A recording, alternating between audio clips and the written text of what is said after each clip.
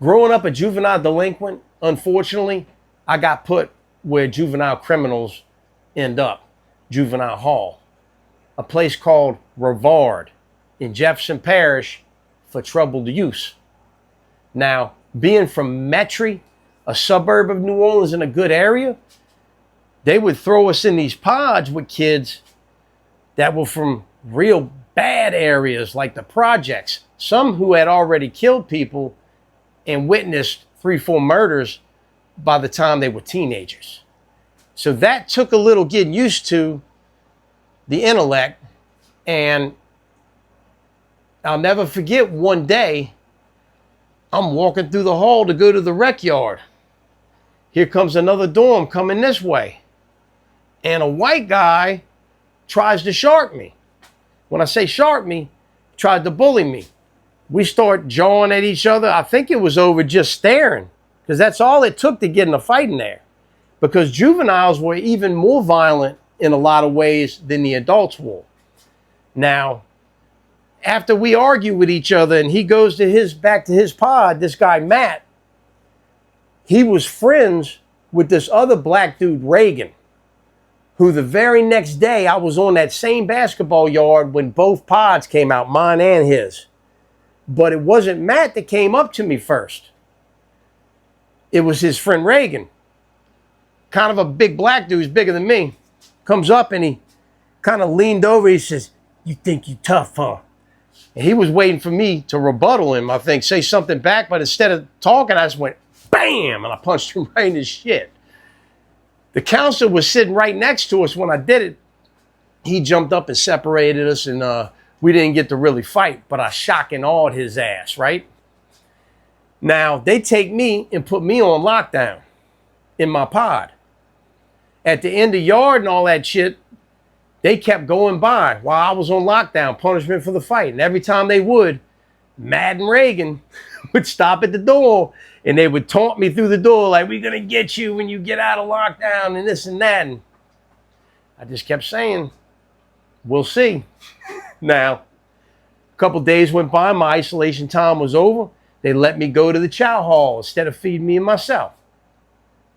As soon as I was walking up to the chow hall, that pass-by thing on the hall happened. And we all start arguing again. But this time, instead of just arguing and passing by, I ran over there and fucking went off, bro. Caught Reagan with a big punch. He tried to grab me around my waist, and I started elbowing him in the fucking back. Bang, and I beat him until the counselors came in and pulled me off of him. And after that, that's when I really pretty much got my respect in there as a juvenile delinquent. So much so that this one counselor didn't like it. Mr. Sam was his name, and he wore a Malcolm X hat, and he hated white kids.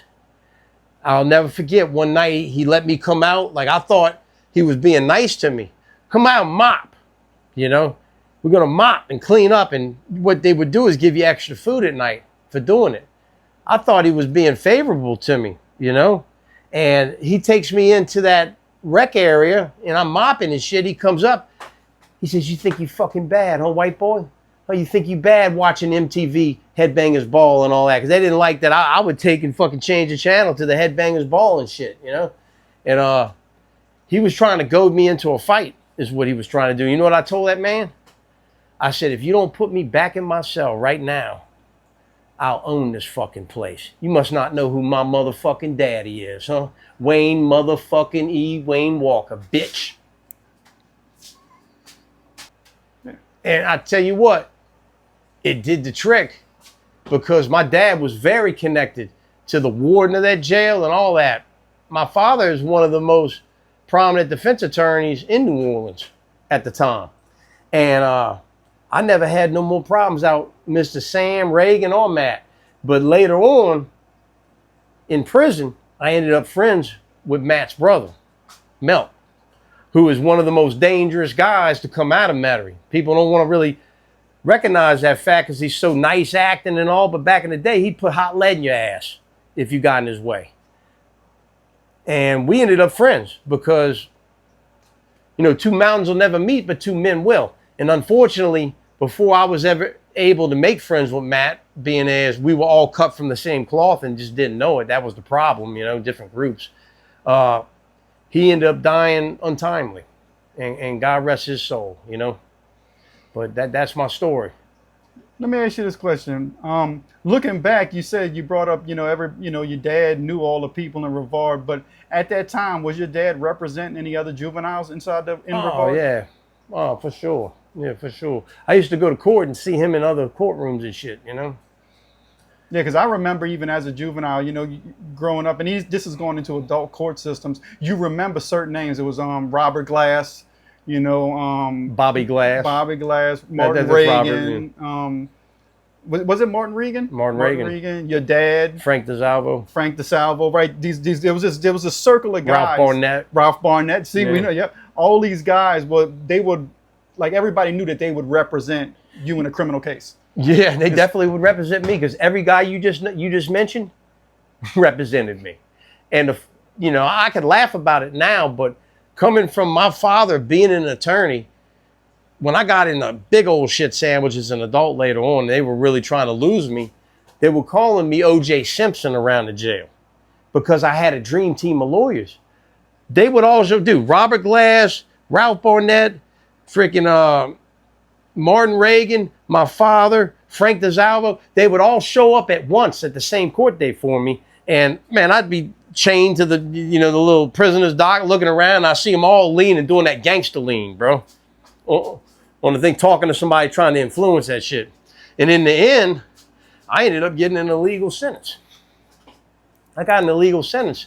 I got sentenced to 4 years probation. Do not come back to the state of Louisiana for 4 years. Which do not come back to a state is not a legal sentence, right? It wasn't legal in itself. But what was really illegal about it was I was supposed to go to prison. It was my second violent charge within 5 years. And I basically just got a get out of jail free card is what happened. And so like I said, everybody knew your dad. That if you was a criminal, they knew your dad. That's the way it was. Your dad represented multiple people that represent Saints players. Yeah, your dad represented. I was friends with Ironhead Hayward, the fullback. Yeah, his kid grew up out in this area too. Yeah, I was friends with him because my dad represented him. We used to play golf together. I'll never forget. I was in Grace King High School one weekend. We was out and here comes fucking Ironhead in his Beamer. Hey man, Roman, man, what's up, man? It's like, I'm honking a horn at him. We talking and shit through the windows. And it's like, man, who's that? After he left, I said, man, that's a fullback for the Saints. You heard me? I thought that was an awesome story. Yeah. But that illegal sentence, they ended up taking it back because when I went out to Alabama, I wasn't gonna act right. Right. I ended up in a stolen car and coming back. I was back within a week. They said don't come back for 4 years. I was back in a week. But you never did go to jail in Alabama. I did. You did? Yeah, and I escaped. That's right. But you didn't go to. What was the longest amount of time you've done in Alabama? 8 months. After I escaped and I came back to Louisiana, I got caught in Louisiana. That's when Earl Reese beat my head wide open with the flashlight, and they extradited me to Alabama to go serve that time. I had to go take care of it. So was it parish or you went to Alabama prison? It was parish. Well, we say parish, mean county. County. It was Baldwin County Jail. And they used to chain me up to a serial killer. They did, the cross-country killer. Yeah, his name was Sean Patrick Goebel. And he was a long-haul trucker that killed several people, bro. He didn't even get caught for all the ones he did. In Tennessee, he already had a life sentence.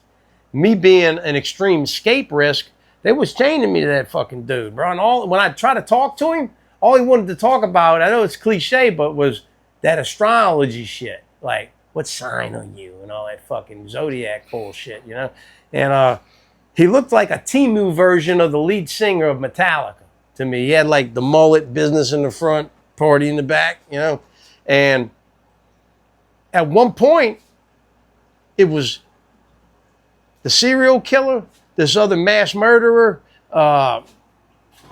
Hancock, and several other high-profile Andy D's. He killed 2 of his friends over a video game on this yard, and we tried to escape.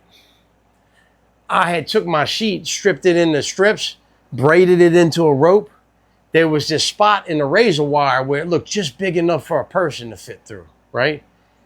And we went out there that day. I brought the rope. Scott Hancock brought a piece of a thing to try to line, like a sheet to try to line this hole so it wouldn't stick us. We lassoed the fucking pole. Ding, ding, ding. I climbed up in that shit. Boom! As soon as I got in it, I started getting hung up, bro. It had me too, bro. Like the spike went in my skin, and I'm like hanging. And the more I'm fighting it, the more I'm getting stuck in this razor wire. And I realized I'm not gonna be able to keep going. If I go through, I'm gonna have to bust my shit wide open. I'm gonna bleed out before I ever escape. But I ended up pulling myself off of it and pulling the rope off and jumping down. And the plan didn't work. But had I got out, that serial killer and that fucking mass murderer was coming with me. But I was gonna go one way, and I was gonna let them go wreak havoc on the world while I went into my mom's funeral, which I thought was happening that week. That's what I was going to do. I was going to come out the woods and go. Could you imagine me showing up at my mom's funeral with a fucking serial killer? That sounds crazy. But it didn't happen, and for good reason, man, because I would have probably ended up in jail a lot longer had I gotten out and they got out. Like I said, I would have let them go do their thing, but who knows what they would have held me accountable for if they didn't, yeah. Yeah, but you were trying to get out for a righteous cause. Yeah. And I just didn't want to be in jail.